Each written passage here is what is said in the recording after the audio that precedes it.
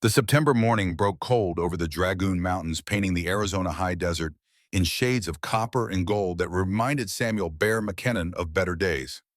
He crouched beside the cougar tracks pressed deep in the sandy wash, his weathered hands tracing the outline of claws that had torn the throat from his Mustang 3 days past. Thunder had been more than a horse. He'd been the last living thing that knew Samuel's voice, the last witness to the man he'd been before grief carved out his heart and left him hollow. The tracks led north toward Copper Ridge, where smoke was beginning to rise from the valley below like a dark prayer against the dawn sky. Samuel stood slowly, his 6'3" frame unfolding with the careful precision of a man who'd learned that sudden movements could mean death. At 35, 3 years of mountain solitude had stripped away everything soft, everything civilized, everything that marked him as a man who'd once worn cavalry blues and kissed his wife Margaret goodbye on their doorstep in Bisbee. But the smoke rising from Crow Feather Canyon wasn't the lazy gray of a morning cookfire. It was black smoke, thick and urgent, the kind that came from burning structures, from violence, from desperate men doing desperate things that decent folks would rather not know about. Samuel shouldered his Winchester rifle and began the descent into hell.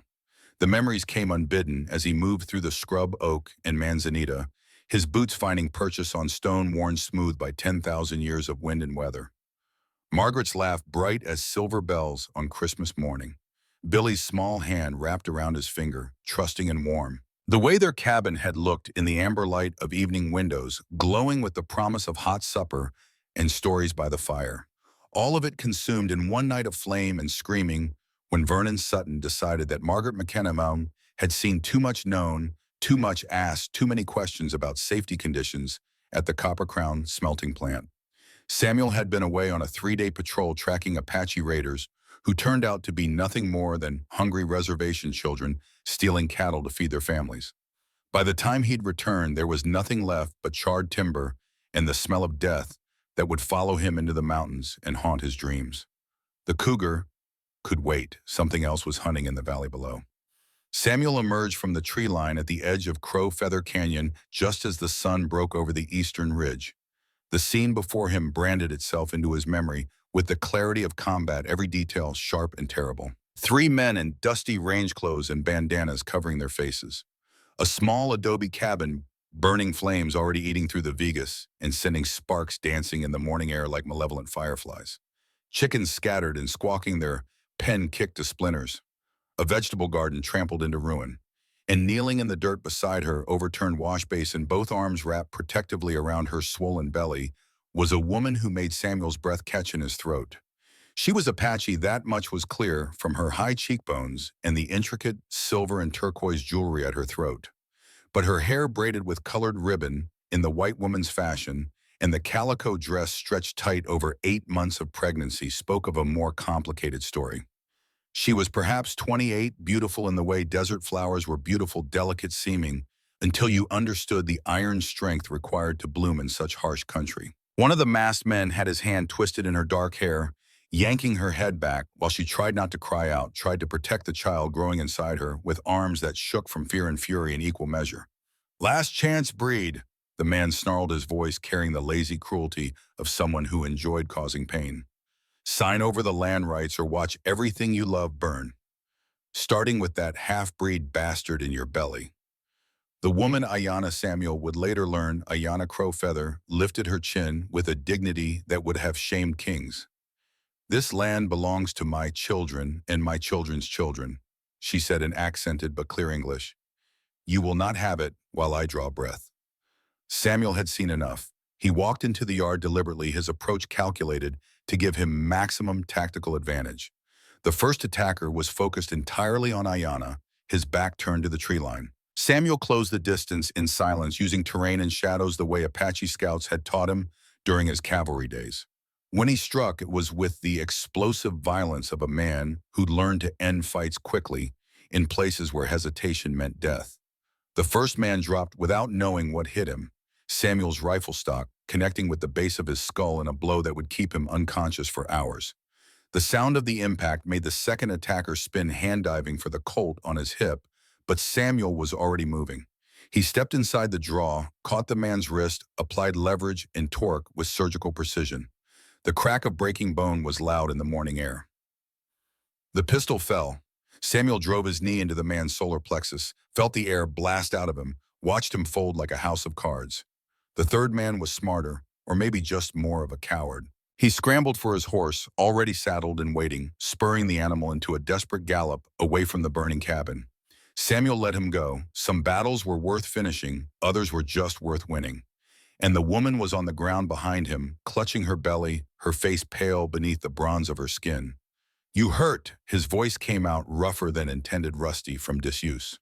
Ayanna Crow Feather studied him with dark eyes that held intelligence, wariness, and something else, recognition. "I know you," she said slowly, struggling to sit upright. "You are Bear McKenna. My husband spoke of you many times before the mountain's spirits called him home." Samuel went still. It had been 3 years since anyone had called him by name, longer since anyone had mentioned his connection to the Apache scouts, who'd served alongside him during the Apache Wars.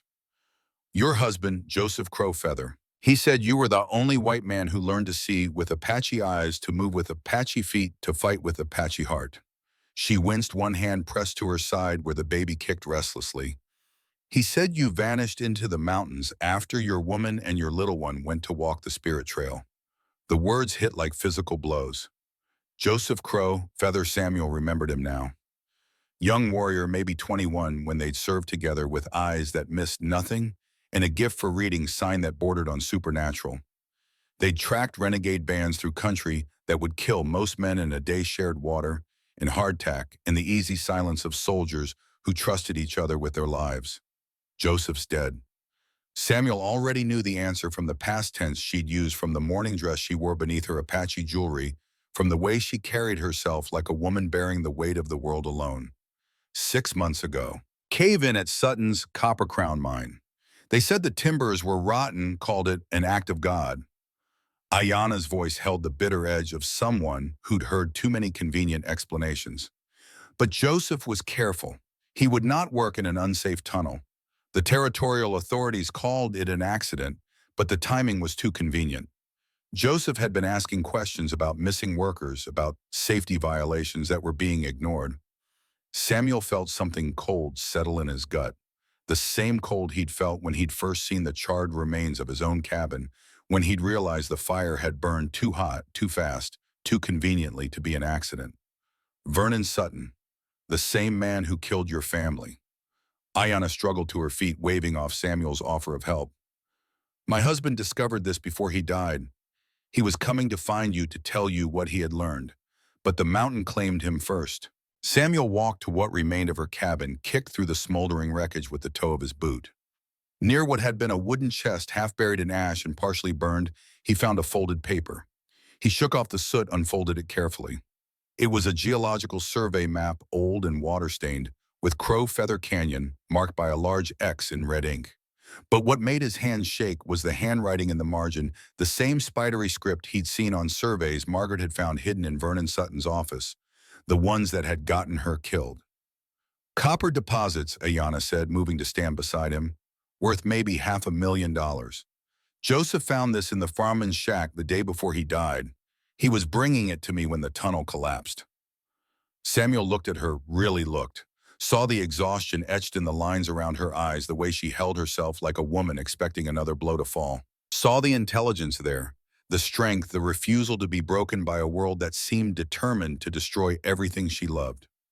"They killed him for this," he said. "It wasn't a question. As they killed your family, as they will kill my child and me if we do not stop them." Ayanna folded the map carefully, tucked it inside her dress.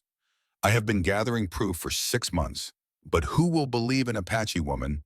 The territorial authorities see only another savage making trouble." A young man appeared at the edge of the clearing, leading 2 horses, one a sturdy Apache pony, the other a rangy bay that had seen better days. He was perhaps 17, with the same high cheekbones as Ayanna, but broader shoulders, in the beginning of what would be a powerful frame. His eyes held the wariness of someone who'd learned early that the world could be a dangerous place. "Thomas Crow Feather," Ayanna said by way of introduction. "My brother. Thomas, this is Bear McKenna." The young man studied Samuel with frank curiosity, then nodded once, a gesture of respect between warriors. My sister speaks truth about you, he said in heavily accented English. Joseph said you fought like Apache, thought like Apache. Said you understood that courage is not absence of fear, but action despite fear. Before Samuel could respond, another figure emerged from the scrub brush, a stocky man with red hair and beard leading a pack mule loaded with tools. Samuel's hand moved instinctively to his rifle, then relaxed as he recognized the newcomer. Red Mackenzie, Samuel called it out. Didn't expect to see you this far from your forge. Heard the gunfire, Red replied in his thick Scottish brogue. Thought you might need help. His eyes took in the scene, the burned cabin, the unconscious attackers, Ayana's protective stance over her unborn child. Looks like you handled things well enough. Red Mackenzie had been the blacksmith in Bisbee before Sutton's corruption had driven him out of business. A man too honest to stay bought, too stubborn to stay quiet when he saw injustice. He'd been one of the few people to believe Samuel's claims about his family's death, one of fewer still to offer help when help was needed. Been collecting stories, Red continued unloading his mule, about Sutton's business practices. Amazing how many folks have unfortunate accidents when they own something he wants. Got word through my contacts that federal authorities in Phoenix might finally be interested in what's happening down here. The third member of their unlikely alliance appeared as if summoned, a lean man in the brown robes of a Franciscan friar riding a mule that looked older than Methuselah. Padre Miguel Santos was Mexican by birth, Apache by adoption, and thoroughly dedicated to the proposition that God's justice sometimes required mortal intervention. Senora Crow Feather, the priest said, dismounting with the careful movements of a man whose joints had been stiffened by too many nights sleeping on hard ground. I came as soon as I saw the smoke. Are you harmed? Padre Miguel has been helping me with the legal aspects of my situation, Ayana explained to Samuel. Territorial law regarding Apache land rights is complicated. More than complicated, Padre Miguel said grimly, deliberately obscured. I have been researching property records in Tucson, and what I've found is disturbing. Senor Sutton has been systematically targeting mixed-blood families and small landholders using legal technicalities and racial prejudice to steal land with mineral rights. He pulled a leather satchel from his saddle, extracted a sheaf of documents. 12 families in the past 3 years. Apache Mexican, even some white homesteaders who got in his way. All died in accidents or Indian raids after refusing to sell their land for below-market prices. Samuel took the papers, scanned them with growing anger.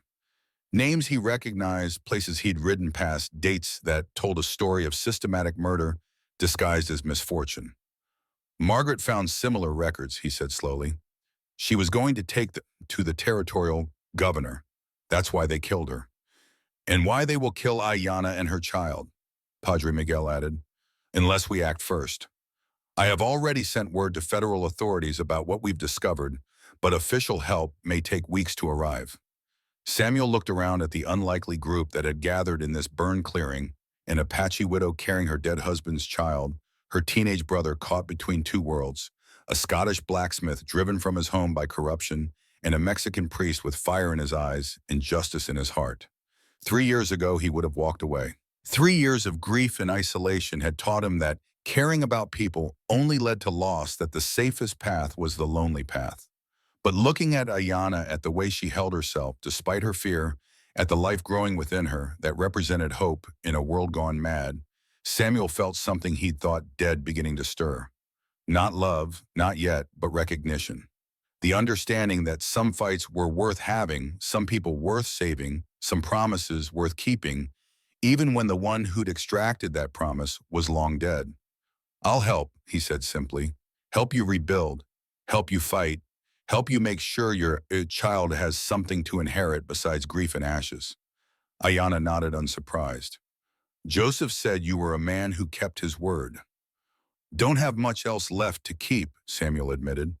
They worked through the day, salvaging what could be saved, planning what would need to be replaced. Samuel found himself falling into the rhythm of honest labor, the satisfaction of building instead of destroying, creating instead of mourning. As the sun began to sink toward the western peaks, Thomas returned from a scouting expedition with news that made everyone go still. Riders coming, he said in Apache, then switched to English for Samuel and Red's benefit. 6 men, maybe 7, armed and moving fast. But it was the second piece of news that sent ice through Samuel's veins. My nephew, Ayana said, her face going pale. Little Crow, my sister's son from the reservation. He was supposed to visit today, help with the rebuilding, but he has not come. Thomas nodded grimly. I rode to the place where the trail forks, found his pony wandering loose blood on the saddle. A piece of paper was tied to the pony's mane, a message scrawled in the same crude hand that had written similar threats to other families marked for Sutton's attention. Woman, you have 1 day to sign over all land rights and mineral claims to the Copper Crown Mining Company. Refuse and the boy joins his father in the happy hunting ground. This is your only warning. The message was signed with a crude drawing of a Copper Crown Vernon Sutton's personal mark. Ayana read the note twice, her hands shaking with fury rather than fear. Little Crow is 7 years old, she said quietly. His only crime is being born into a family that will not bow to murderers. She looked up at Samuel, and he saw in her eyes the same steel he'd once seen in Margaret's, the refusal to be broken, the determination to stand against evil, regardless of the cost. They think I will trade my people's future for the life of one child.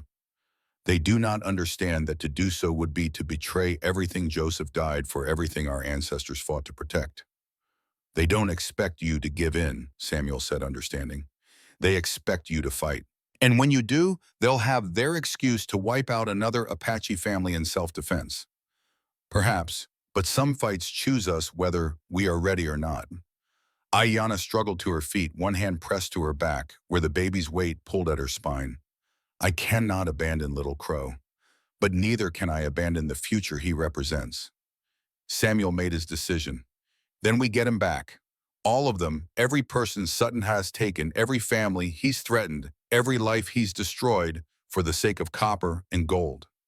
Red Mackenzie began checking his firearms with the practiced efficiency of a man who'd seen combat. Sutton's got maybe 20 men on his payroll. We've got 4, one of them a pregnant woman. 5, Thomas corrected, hefting an old Spencer rifle that had seen service in the Apache Wars. And do not discount my sister. She shoots better than most warriors. Padre Miguel crossed himself, then checked the loads in a well-worn Colt Peacemaker. God helps those who help themselves, and sometimes he helps those who help others. As night settled over the Dragoon Mountains, Samuel McKenna found himself part of something he'd thought he'd lost forever. A family bound not by blood, but by shared purpose. United not by easy comfort, but by the hard choice to stand against injustice. Dawn came like a gunshot over the Dragoon Mountains, sudden and violent, painting the high desert in shades of blood and copper that made Samuel McKenna think of war. He'd been awake for an hour already, checking weapons and studying the terrain that would either save them or kill them before the sun reached its zenith. Beside him, Ayana Crow Feather cooed with the fluid grace of a woman born to this harsh country despite the weight of her pregnancy. She'd braided eagle feathers into her dark hair and painted her face with the traditional symbols of a warrior going into battle, not because she believed in the old superstitions, but because she understood the power of appearing to believe. Fear was a weapon, and she intended to use every weapon at her disposal. Little Crow's tracks lead north toward Devil's Canyon. Thomas reported returning from his morning scout. The young Apache's face was grim, older than his 17 years. Maybe a dozen men holding him there. More riders coming from the direction of Bisbee. Samuel nodded unsurprised. Vernon Sutton wasn't the type to leave anything to chance. If he was moving against the Crow Feather family, he'd bring enough guns to finish the job permanently. But it was Red Mackenzie's discovery that changed everything. Found something in those old mine shafts up the canyon, the Scottish blacksmith said, his weathered face pale beneath his red beard. Thought they were abandoned, but they're not. Sutton's been using them as holding pens. He led them to a narrow cleft in the canyon wall hidden behind a screen of manzanita and scrub oak. The entrance to the mine shaft had been fitted with iron bars, crude but effective. Inside, the darkness held sounds that made Samuel's blood run cold. The soft sobbing of children, the whispered prayers of adults who'd given up hope of rescue. Sweet Mary, Mother of God, Padre Miguel breathed, crossing himself as they peered into the makeshift prison. How many of them? Maybe 20 people, Red said grimly. Apache, Mexican, even some white folks who got in Sutton's way.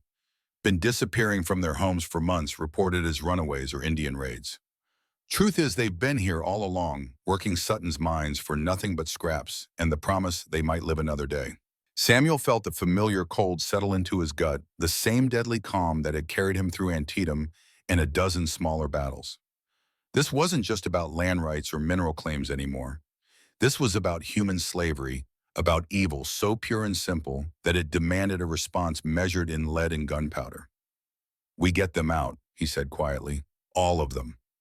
"Against maybe 30 armed men," Thomas asked, not challenging, just calculating odds with the practical mind of a warrior. "The Apache have been fighting impossible odds for centuries," Ayanna said, checking the loads in the Spencer rifle her brother had given her. "Sometimes that is when we fight best." They spent the morning planning, and Samuel found himself learning things the cavalry had never taught him. Apache warfare wasn't about facing the enemy in neat formations and blazing away until one side broke. It was about patience and deception, about using the land itself as an ally, about making your enemy's strength work against him. Ayanna showed him how to read the wind patterns in the canyon, how to use the acoustic properties of the rock walls to confuse pursuers about the direction of gunfire. Thomas demonstrated the Apache technique of moving without leaving tracks, stepping only on stone using brush to sweep away any trace of passage. In return, Samuel taught them cavalry tactics, how to coordinate simultaneous attacks from multiple directions, how to use covering fire to enable movement, how to make a small force appear larger through strategic positioning and timing. But it was more than just military instruction. As they worked together, Samuel began to understand the complex relationship between the Apache and the land they'd fought so desperately to keep. For Ayanna's people, the mountains and deserts weren't just territory to be defended. They were sacred spaces where the spirits of ancestors walked, where every stone and stream held memory and meaning. "My grandmother used to say that the land remembers everything," Ayanna explained as she painted symbols of protection on Samuel's rifle stock. "Every footstep, every battle, every prayer. When we fight here, we fight with the strength of all who came before." The revelation came at midday, delivered by an unexpected messenger. Abel Sutton rode into their camp alone, his hands raised to show he carried no weapons. At 22, Vernon Sutton's son had his father's sharp features, but none of his cruelty. Instead, his face held the haunted look of a man who'd seen too much evil and done too little to stop it. "Don't shoot," he called out, as Samuel and Thomas trained their rifles on him. "I'm not here to fight, I'm here to help." Samuel studied the young man with the suspicious eyes of a veteran who'd learned that trust was a luxury that could get you killed. "Why would Vernon Sutton's son want to help us?" "Because I'm tired of being Vernon Sutton's son," Abel replied with quiet dignity. "Because I've spent 2 years documenting my father's crimes, gathering evidence, trying to find the courage to do something about it. Because I'm sick of being a coward while good people die for the sake of copper and gold." He dismounted slowly, keeping his hands visible, and pulled a leather satchel from his saddle. Financial records going back 3 years, payment vouchers for men who arrange accidents, correspondence with territorial officials who look the other way for the right price, property deeds that were forged or obtained through intimidation. Abel's voice shook slightly as he continued. "I heard about the attack on your cabin, Senora. Heard about the threats against the boy. I know what my father plans to do today, and I can't let it happen. Not anymore." Padre Miguel examined the documents with the practiced eye of a man who'd spent years dealing with territorial bureaucracy. "These are comprehensive, detailed financial records, names, dates, amounts. With this evidence, we could destroy Sutton's entire operation. If we live long enough to present it to honest authorities," Samuel added grimly, "which are in short supply in Arizona territory." "There's a federal marshal coming through Tucson next week," Abel said. "Marshal John McLaughlin from the Justice Department in Washington. He's investigating reports of corruption in the territorial government. Padre Miguel has already been in contact with his advance team. This evidence, combined with witness testimony, could put my father and his associates away forever." Working with their unexpected ally, they began to piece together the full scope of Sutton's criminal empire. It was worse than Samuel had imagined. "He's been running this slave operation for almost 3 years. Abel explained, his voice thick with shame. "Targeting families who won't sell their land, especially Apache and Mexican families, that the territorial authorities won't investigate too closely when they disappear. The missing people get reported as runaways or casualties of Indian raids, but really they're chained in those mine shafts, forced to work until they die. Red Mackenzie studied the financial records with the sharp eye of a businessman. Look at these production figures. The Copper Crown mine is showing profits 3 times higher than any comparable operation in the territory. Now we know why they're not paying for labor. And the copper they're extracting with slave labor is being sold to government contractors, Padre Miguel added. Railroad companies, military installations. Sutton's blood money is helping to build the very civilization that's supposed to protect people from men like him. Their planning was interrupted by the thunder of hoofbeats and the jingle of spurs. Vernon Sutton rode into the canyon at the head of 20 armed men, his presence filling the space like poison in a well. Samuel had seen Sutton only once before at a distance during the funeral for his wife and son. Up close, the man was smaller than expected, but no less dangerous for his lack of physical stature. He had the pale, soft look of someone who did his violence through hired guns, but his eyes held the cold calculation of a rattlesnake sizing up its prey. "Mrs. Crow Feather," Sutton called out, his voice carrying the false courtesy of a man accustomed to getting his way through intimidation. "I believe we have business to discuss." Ayanna stepped forward, her chin raised in defiance despite the rifles trained on her. "I have no business with murderers and thieves." Now that's a harsh way to characterize a simple business transaction. Sutton replied, dismounting with theatrical casualness. "I'm offering to purchase your land at a fair price. Surely that's preferable to the alternative." Which is, Sutton's smile held no warmth. Accidents happen in this rough country, especially to people who insist on living where they don't belong. It was then that he noticed Abel standing with the Apache group and his face twisted with genuine fury. "What the hell are you doing here, boy?" "Cleaning up your mess, father," Abel replied with quiet courage. "Like I should have done years ago." The silence that followed was broken only by the whisper of wind through the canyon and the creak of leather as 20 men shifted in their saddles, waiting for the word to start the killing. "You're making a mistake," Samuel said quietly, stepping forward to stand beside Ayanna. "A big one." Sutton's pale eyes fixed on him with recognition and hatred. "Bear McKenna, should have known you'd crawl out of your hole eventually. Margaret always said you were too stubborn to stay dead." The mention of his wife's name hit Samuel like a physical blow, but he kept his voice level.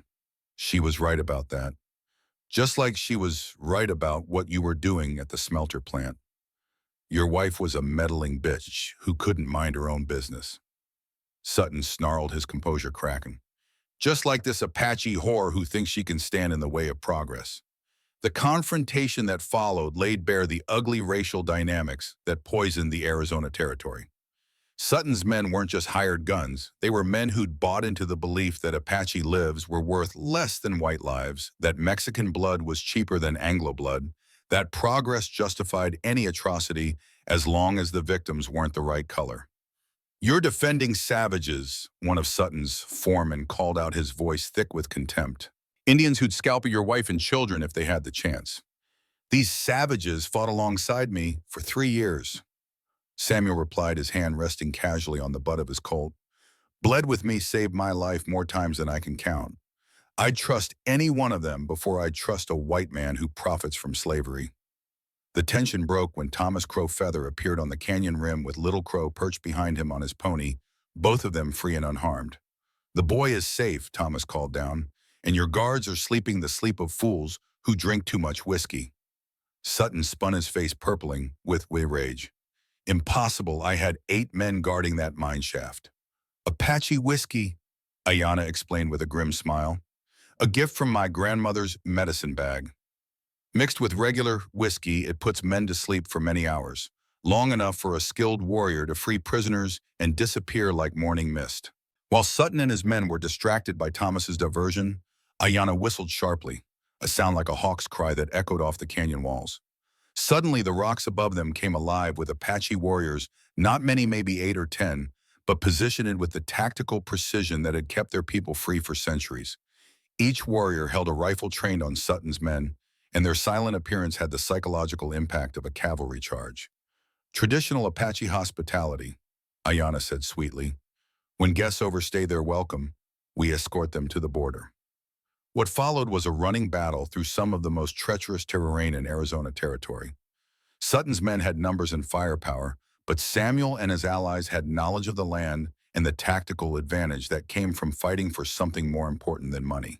The chase led through narrow canyons, where two men could hold off 20 across stretches of open desert, where Apache knowledge of water sources meant the difference between life and death, up mountain trails where one misstep meant a 1,000-foot fall onto razor-sharp rocks. Samuel found himself fighting beside Ayana with a coordination that seemed almost supernatural. When he needed covering fire to cross an exposed position, she was there with her Spencer rifle picking off pursuers with the casual precision of a master craftsman.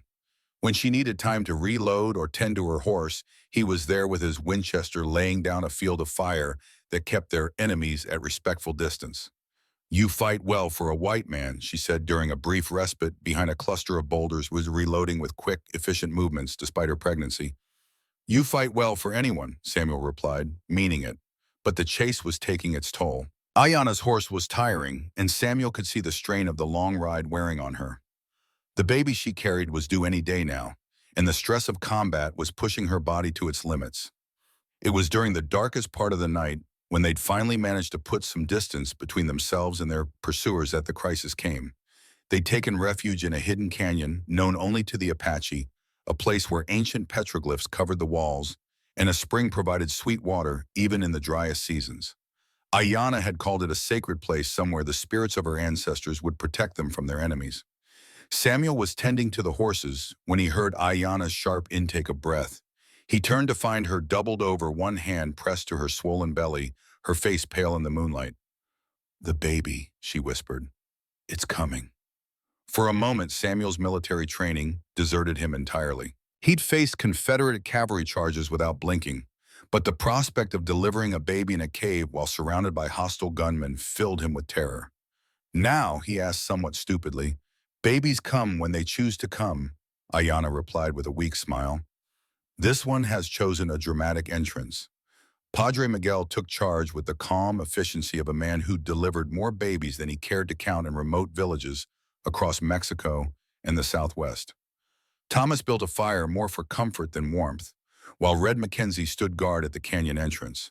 Abel Sutton looked like he was about to faint. What followed was the most extraordinary night of Samuel McKenna's life.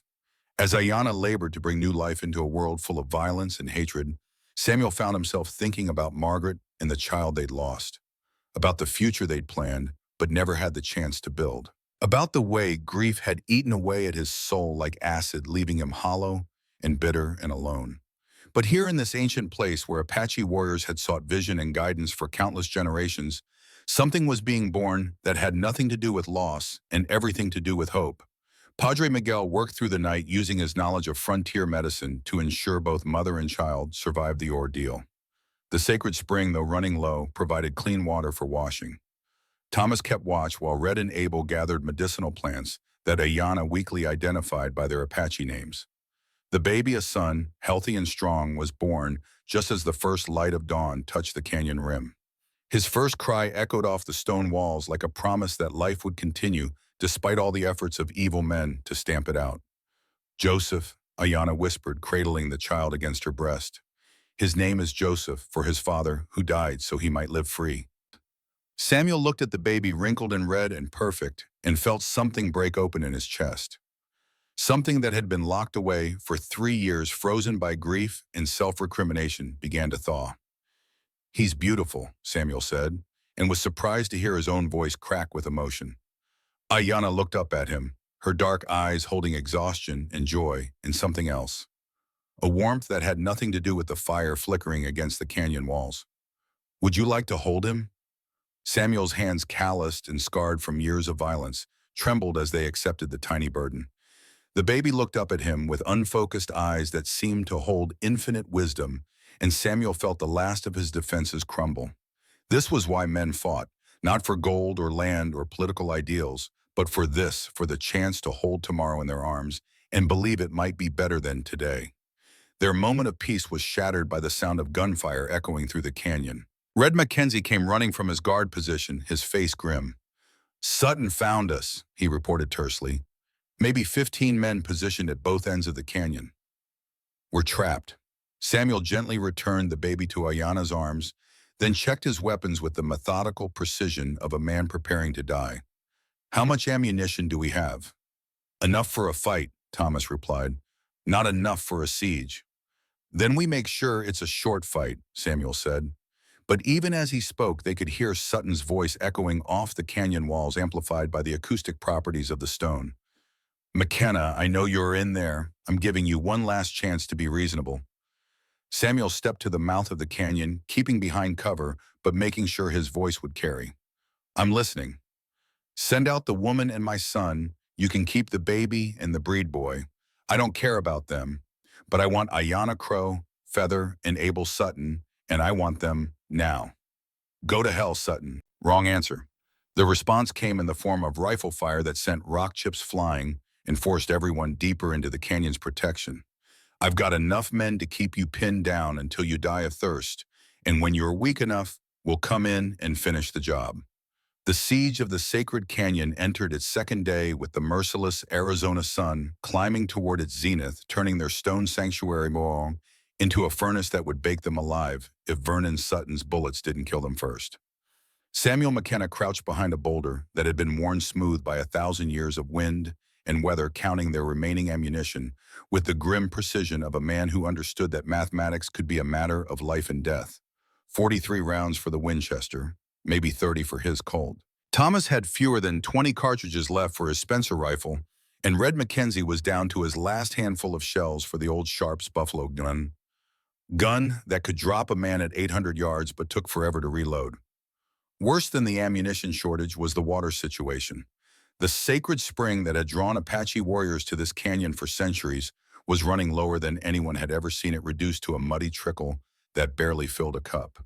With a nursing mother and a newborn baby depending on them, their margin for survival was measured in hours, not days. But it was the sound of approaching horses that gave Samuel the first real hope he'd felt since the siege began. Not Sutton's men. He'd learned to recognize the rhythm of their mounts over the past 36 hours. These were different horses ridden by different men, and they were coming from the south in a cloud of dust that spoke of hard riding and urgent purpose. More of them, Thomas said grimly, peering through a crack in the rocks at the canyon entrance. Samuel felt his heart sink initially, but something about these newer arrivals felt different. The way they rode, the formation they maintained, spoke of military discipline rather than the loose organization of hired guns. It was Abel Sutton who provided the first hint of salvation. Those aren't my father's men, he said, studying the approaching dust cloud with a spyglass he'd salvaged from one of the dead gunmen. That's a federal marshal's badge catching the sunlight, and those are territorial rangers riding with him. The confrontation on the canyon rim was brief but decisive. Marshal John McLaughlin had arrived from Phoenix with 6 territorial rangers and a federal warrant based on evidence that Padre Miguel had managed to deliver through his network of church contacts before the siege began. The priest's connections to honest officials in the territorial government had finally paid dividends. Federal authorities who were tired of watching corruption poison the Arizona territory. Vernon Sutton, McLaughlin's voice carried clearly in the desert air, amplified by the acoustic properties of the canyon walls. You're under arrest for murder, kidnapping, human trafficking, and conspiracy against the territorial government of Arizona. Surrender your weapons and order your men to stand down. Sutton's response was predictable, a snarl of rage and defiance that ended with gunfire. But his hired killers, faced with the choice between a federal marshal's justice and a dead employer's promises, began to recalculate their loyalties with the practical wisdom of men who understood that some fights weren't worth winning. The battle that followed was sharp but brief. Samuel and his allies provided covering fire from the canyon, while McLaughlin's rangers closed the trap from above. Caught between two forces and outnumbered by men with legitimate authority, Sutton's remaining gunmen surrendered with the sullen resignation of professionals who knew when they were beaten. Vernon Sutton himself went down fighting his final act, a desperate attempt to detonate dynamite that would have brought down half the canyon wall. Samuel's Winchester spoke once, a clean shot that took Sutton through the shoulder and sent him spinning away from the plunger that would have triggered the explosion. Just as Samuel reflected as he watched the federal marshal apply handcuffs to the man who'd destroyed his family, sometimes came with the sound of thunder. Sometimes it arrived as quietly as sunrise, bringing light to places that had been dark too long. The territorial courthouse in Tucson had never seen anything like the trial of Vernon Sutton. For 2 weeks, witnesses took the stand to tell the stories of murder, corruption, and systematic oppression that read like a catalog of human evil. The evidence Abel Sutton had gathered, combined with the testimony of survivors rescued from the mine shafts, painted a picture of criminal enterprise so vast and methodical that even hardened frontier lawmen were shocked by its scope. Samuel took the stand on the third day wearing the one good suit he owned and speaking in the measured tones of a man who'd learned to contain his anger until it could be put to constructive use. He told the story of Margaret and Billy, of the fire that had consumed his family, and the 3 years of grief and isolation that had followed. But it was Ayana's testimony that provided the emotional center of the trial. She took the witness stand carrying baby Joseph in her arms, the child serving as a living symbol of hope and continuity in a courtroom filled with stories of death and despair. Her voice was clear and strong as she recounted Joseph Crow Feather's death in the mine, the months of threats and intimidation that followed the morning when Sutton's men had come to burn her out of her home. "My husband died because he would not be silent about the suffering of innocent people," she said, looking directly at the jury with eyes that held no fear, only determination. "I will not dishonor his memory by being silent now." The defense attorney, a slick-talking man from Phoenix who specialized in getting rich men out of trouble, tried to paint Ayana as an unreliable witness whose testimony was colored by grief and racial prejudice. It was a mistake that had revealed more about his character than hers. Mrs. The jury had seen through the attorney's tactics to the truth beneath, that this was not about race or revenge, but about right and wrong in their most fundamental forms. The trial became something more than a legal proceeding. It became a moment of reckoning for the Arizona Territory itself. For perhaps the first time in territorial history, Apache voices were given equal weight with white voices in a court of law. Mexican laborers testified alongside Anglo ranchers. The artificial barriers that had divided the territory's people began to crack under the weight of shared suffering and common cause. Samuel watched from the gallery as witness after witness took the stand, each adding another piece to the mosaic of Sutton's crimes. There was Maria Santos, the Mexican woman whose husband had been enslaved in the mines until he died of exhaustion and neglect. There was John Crawford, the white homesteader who'd been beaten and left for dead when he refused to sell his water rights. There was Yellowbird, the Apache elder, who'd lost 3 grandsons to Sutton's slave operation. Each story was unique, but together they formed a pattern that no honest jury could ignore, a systematic campaign of terror designed to strip the weak of everything they owned and concentrate power in the hands of a man who saw other human beings as obstacles to profit. But it was Vernon Sutton's own testimony that provided the most damning evidence of all. Faced with overwhelming evidence from his own son's records and testimony from dozens of survivors, Sutton realized his only chance was to portray himself as a man driven to extreme measures by frontier necessity. In his arrogance, he believed he could justify his crimes. Instead, he sealed his fate. "You want to know why I killed Margaret McKenna?" he snarled, his pale eyes fixed on Samuel with undisguised hatred. "Because she was going to ruin everything I'd worked for. 20 years of building the Copper Crown Empire, and she was going to destroy it all for the sake of a few dead Apaches and Mexicans." The courtroom went silent as Sutton continued his confession, each word sealing his fate more thoroughly than any evidence the prosecution could have presented. "She found the safety reports. I'd buried the records of the workers who died in preventable accidents. But worse than that, she'd discovered the mine shafts where I kept the ones who wouldn't die quickly enough on their own. She was going to take it all to the territorial governor, make it a federal case." Samuel felt his hands clench into fists as Sutton's voice rose, taking on the fevered quality of a man whose sanity had finally snapped under the weight of his own evil. "So I had her killed, her and that brat of hers. Burned them out like I burned out all the others who thought they could stand in the way of progress. And I'd do it again because that's what it takes to build civilization in this godforsaken territory. Someone has to make the hard choices." The silence that followed Sutton's outburst was broken only by the sound of baby Joseph fussing in Ayana's arms, a reminder that life continued even in the presence of such darkness. The jury deliberated for less than 2 hours. Vernon Sutton was found guilty on all charges: 12 counts of murder in the first degree, 17 counts of kidnapping, conspiracy to commit human trafficking, fraud, arson, and conspiracy against the territorial government. The judge sentenced him to death by hanging, with the execution to be carried out within 30 days. His co-conspirators received various prison terms ranging from 10 years to life, their sentences reflecting their levels of involvement in the conspiracy. Several territorial officials who'd taken Sutton's bribes were removed from office and faced federal charges in Phoenix. Most importantly, all stolen land was ordered, returned to its rightful owners, with the territorial government paying restitution from Sutton's seized assets. Ayanna received clear title to her property, plus mineral rights that would provide security for her children and their children's children. But for Samuel, the most meaningful moment came not in the courtroom, but afterward as they stood on the courthouse steps watching Sutton being led away in chains to await his execution. "It's finished," Ayanna said quietly, shifting baby Joseph to her shoulder, where he gurgled contentedly in the afternoon sun. "The legal part is finished," Samuel replied. "The rest is just beginning." As the trial concluded and the participants began to scatter back to their homes and lives, Samuel and Ayanna faced the question that had been building between them for weeks. What came next for two people who'd found each other in the crucible of violence and loss? The answer came in the form of an offer from Marshall McLaughlin. "The territorial government is establishing a new position," he explained over dinner at the hotel in Tucson. "Federal liaison for Native American Affairs reporting directly to the Justice Department in Washington. The job would involve mediating disputes, investigating complaints, making sure the federal government lives up to its treaty obligations." He looked at Samuel with the appraising eyes of a man who'd spent his career evaluating character.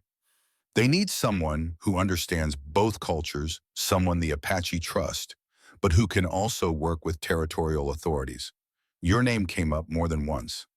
"And mine," Ayanna added. "As his deputy and translator, it seems my reputation for speaking uncomfortable truths has reached Phoenix." Samuel considered the offer carefully. For 3 years, he'd hidden in the mountains, convinced that the world was too broken to be fixed. But the events of the past month had shown him something different, that evil triumphed only when good people refused to act, that justice was possible when individuals were willing to stand up and be counted. "The pay isn't much," McLaughlin continued, "but it comes with a badge and federal authority. You'd be based here in Tucson, but you'd travel throughout the territory. Dangerous work, but important work." Samuel looked at Ayanna, saw the quiet excitement in her dark eyes, the way she held baby Joseph a little tighter, as she contemplated a future where her son might grow up in a world where justice applied equally to all people, regardless of the color of their skin. "We'll take it," he said. They were married on a Sunday in October, when the desert air was cool and the mountains were touched with gold. The ceremony was held at the sacred canyon where baby Joseph had been born, where they'd faced death together and emerged stronger for the experience. Padre Miguel officiated, conducting the service in a mixture of Spanish, English, and Apache that reflected the complex cultural heritage of their union. Traditional Apache wedding customs were observed alongside Christian elements, creating something new that honored both traditions without being bound entirely by either. The guest list was as unusual as the ceremony itself. Apache warriors sat beside territorial rangers. Mexican laborers shared food and stories with white homesteaders. Former enemies found common ground in their shared respect for two people who'd proven that love could bridge any divide when it was strong enough and true enough. Red Mackenzie served as best man, his Scottish accent adding another layer of complexity to an already international gathering. Thomas Crowfeather gave his sister away, performing the ritual, with the grave dignity of a young man who'd learned to balance tradition with progress. Even Abel Sutton was there, still bearing the emotional scars of betraying his father, but beginning to find his way toward redemption through service to the people his family had wronged. As Samuel and Ayanna exchanged vows in the shadow of the Red Rock Cliffs, where their love had been forged in fire and tested by adversity, the assembled crowd bore witness to something larger than a simple wedding. They were seeing the birth of a new kind of family, one based not on blood or race or religious affiliation, but on shared values and mutual respect. The months that followed brought resolution to the various threads that had been woven through their story. Thomas Crowfeather chose to divide his time between the reservation and helping manage his sister's land, becoming a bridge between traditional Apache life and the changing world beyond the reservation boundaries. He eventually married a young Apache woman from a neighboring band and established a successful trading post that served both Indian and white customers with equal fairness. Abel Sutton used his inheritance, what remained after restitution was paid to his father's victims, to establish a foundation dedicated to helping families who'd been victimized by mining companies and corrupt territorial officials. His work in this area eventually led to federal legislation providing better protection for small landowners and indigenous communities. Padre Miguel was appointed as an official mediator for territorial disputes involving Native Americans, a position that allowed him to pursue his calling as both priest and advocate for justice. His fluency in multiple languages and deep understanding of different cultural traditions made him invaluable in preventing conflicts before they could escalate into violence. Red Mackenzie reopened his blacksmith shop in Tucson, becoming the unofficial authority on mining claims and mineral rights for small landowners throughout southern Arizona. His reputation for honesty and technical expertise helped ensure fair treatment for people who might otherwise have been cheated by unscrupulous mining companies. But perhaps the most significant resolution involved the relationship between the Apache and the territorial government.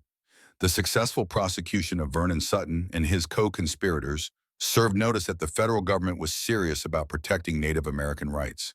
While prejudice and conflict didn't disappear overnight, the legal precedent set by the trial created new possibilities for cooperation and mutual respect. Samuel and Ayanna established their home on her ancestral land, building a ranch that served multiple purposes: part cattle operation, part trading, part sanctuary for travelers of all races who needed a safe place to rest and resupply.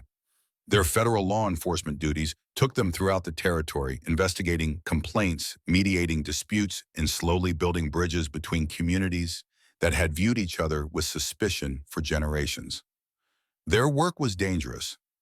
There were still plenty of men like Vernon Sutton who believed that might made right, who resented any challenge to their authority over those they considered inferior. Samuel and Ayanna both bore scars from confrontations with such men, physical and emotional wounds, that served as reminders that the fight for justice was never truly finished. But there were victories too, communities that learned to work together instead of against each other. Children who grew up learning multiple languages and cultural traditions. Families who found prosperity and security in a land that had previously offered only hardship and uncertainty. On a morning in late spring, almost a year after Vernon Sutton's execution, Samuel stood on the porch of their adobe house, watching the sun rise over the Dragoon Mountains. The desert was coming alive with the season's first wildflowers painting the landscape in brilliant splashes of red and yellow and purple that seemed to promise that beauty could emerge from even the harshest conditions. Ayanna emerged from the house carrying baby Joseph, now walking and chattering in a mixture of Apache and English that delighted everyone who heard it. She was pregnant again, showing the first gentle signs of new life growing within her, a daughter according to the Apache midwife who served their community.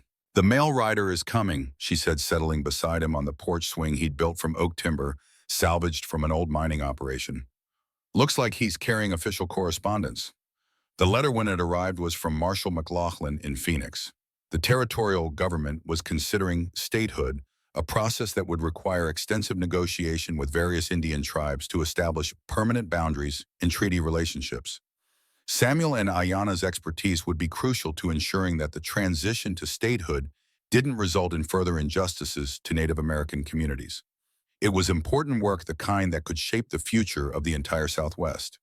But as Samuel read the letter, his attention was divided by the sight of his son chasing a butterfly through their garden, while Ayanna hummed an Apache lullaby to the child growing in her womb. This was what he'd fought for.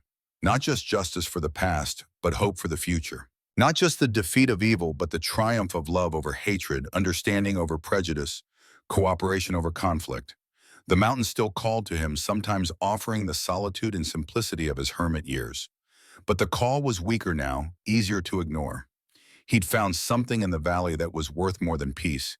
He'd found purpose, family, and the unshakable conviction that even in a world full of darkness, individual acts of courage and compassion could light the way towards something better. Vernon Sutton was dead, his empire of cruelty dismantled, and his co-conspirators imprisoned or disgraced. But more important than the punishment of the wicked was the protection of the innocent, the nurturing of new life, the patient work of building bridges between people who'd been taught to fear and hate each other. Samuel McKenna had come down from the mountain 3 years ago to answer the call of distant smoke. He'd found love, purpose, and redemption in ways he could never have imagined.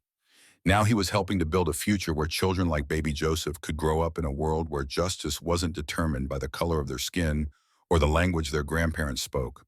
It wasn't paradise. There were still men like Sutton out there, still communities torn by prejudice and greed, still individuals who chose darkness over light.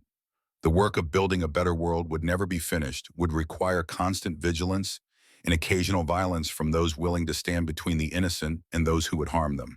But it was a beginning, and sometimes Samuel reflected as he watched his son learn to walk in a world where Apache and white children played together under the endless Arizona sky.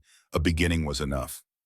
The future stretched before them like the desert at dawn, vast, challenging, full of both danger and promise. But they would face it together as a family united by love rather than divided by fear, as partners in the endless human struggle to create justice and meaning in a world that often seemed determined to crush both.